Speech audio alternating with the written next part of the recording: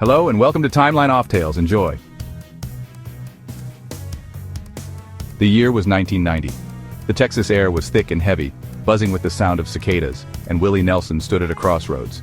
Not on a highway, but facing the IRS. It wasn't just another hot summer night. It was the moment everything he'd built was on the line. $32 million. That's what they said I owed. Enough to crush any man, no matter how tough. I'd seen hard times before, but nothing like this. The weight of that number pressed down on me like the Texas sun at high noon. His ranch, his guitars, his songs, everything was at risk. The land he loved, the music he lived for, and the memories made under wide Texas skies could all be swept away in an instant. I always lived by my own rules. Now the system I sang about was coming for me. It felt like the world was closing in, and I was running out of places to hide. Lawyers and friends gathered, desperate for a plan. Every call felt like a countdown, each conversation more urgent than the last. The stakes had never been higher and time was running out. I tried to stay calm, but inside there was a storm. I had to trust my people. I leaned on the folks who'd stood by me through thick and thin, hoping we could find a way out together. The plan? Meet the government's demands, but on Willie's terms. It was a high-stakes gamble, a true test of grit and creativity. The odds were long, but giving up was never an option. My only ace was the love of my fans and a lifetime of music. I knew if I could reach them maybe, just maybe, I could turn the tide. The showdown wasn't in a saloon but in late-night calls and quiet offices. The real battles were fought in silence behind closed doors as the world slept.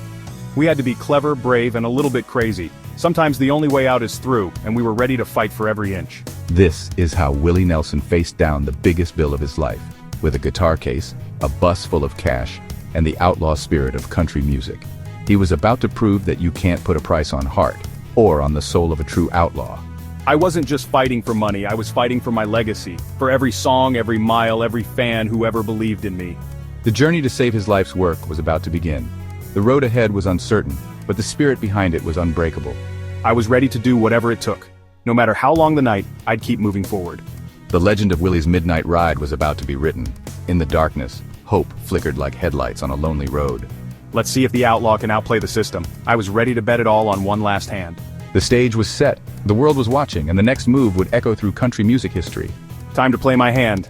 The night was young, and the story was just beginning. How does Willie Nelson end up owing $32 million? It wasn't wild spending, it was misplaced trust. Willie was a musician, not a businessman. He left the numbers to others. His advisors put his money in tax shelters. The IRS later called them illegal. On paper, it looked smart. In reality, it was a trap. Suddenly, all that protected money became unpaid taxes, with penalties and interest. 16 million ballooned to 32. The IRS doesn't play around. Willie was no tax cheat, just a victim of bad advice and a system few understand. He was on the road, making music, while the news hit like a punch. Willie learned the hard way: trust, but verify. Even legends can get blindsided. The IRS doesn't just send letters, they take action. Willie's assets were frozen ranch, studio, even his bank accounts. Everything I owned was locked up. I couldn't touch a thing. Then came the seizures. Federal agents cataloged his life, preparing it all for auction.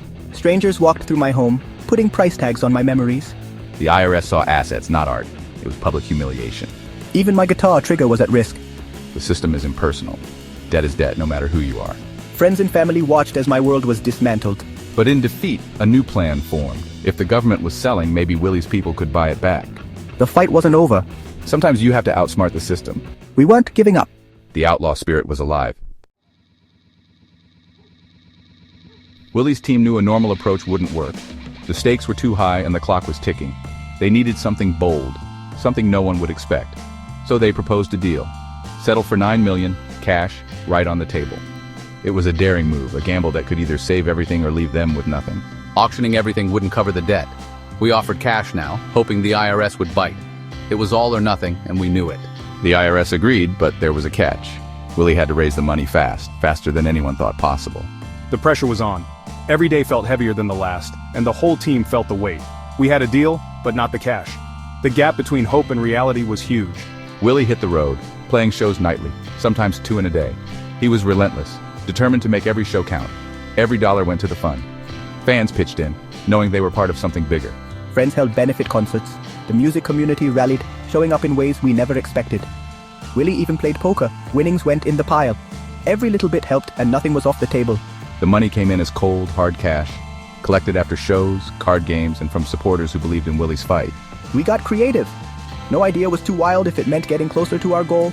Guitar cases and weed boxes stuffed with bills. Every hiding spot became a bank. It was a scene out of a movie, an outlaw's last stand. But this time, the outlaw was fighting for freedom, not just survival. We were fighting for my life, one show at a time. Every performance was a step closer to freedom. The legend grew with every dollar raised. People talked, stories spread, and the movement caught fire. The outlaw spirit was unstoppable. Nothing could break our resolve. Willie was turning crisis into legend, proving that sometimes the wildest plans are the ones that set you free. The payment was finally delivered, converted to a cashier's check, a symbol of hope and hard work. But the real story, the one that would be told for years, was how the money was raised. It became legend, a tale of friends, fans, and a community coming together for something bigger than themselves. Using weed boxes and guitar cases to pay the IRS? That's classic Willie. Only he could turn a tax bill into a grassroots movement with every dollar and every note carrying a story. Even beaten down, I kept my outlaw spirit. No matter how tough things got, I never lost my sense of humor or my love for the road. With the debt settled, Willie owed his friends and fans more than just money. He owed them gratitude and a promise to keep going. His daughter bought back Trigger. Farmers bought his ranch. Everyone pitched in, proving that music really can bring people together. I wanted to repay everyone, so I did what I do best, made music. It was my way of saying thank you and of giving back to the people who stood by me. Willie recorded the IRS tapes, Who'll Buy My Memories. Raw, direct, and honest. He sold it straight to fans, cutting out the middleman, making sure every cent counted. Fans bought it for the story as much as the music. All profits went to repay his supporters, turning every purchase into an act of solidarity. Willie turned disaster into a story of resilience, community, and the power of a good song. He showed that when people come together, even the hardest times can be overcome. When the world knocks you down, get creative. Use your art as your weapon and let your music lift you and everyone around you back up. Thank you for watching. Please like, subscribe, and share. Peace and love. You are a hero and we love you, Willie Nelson.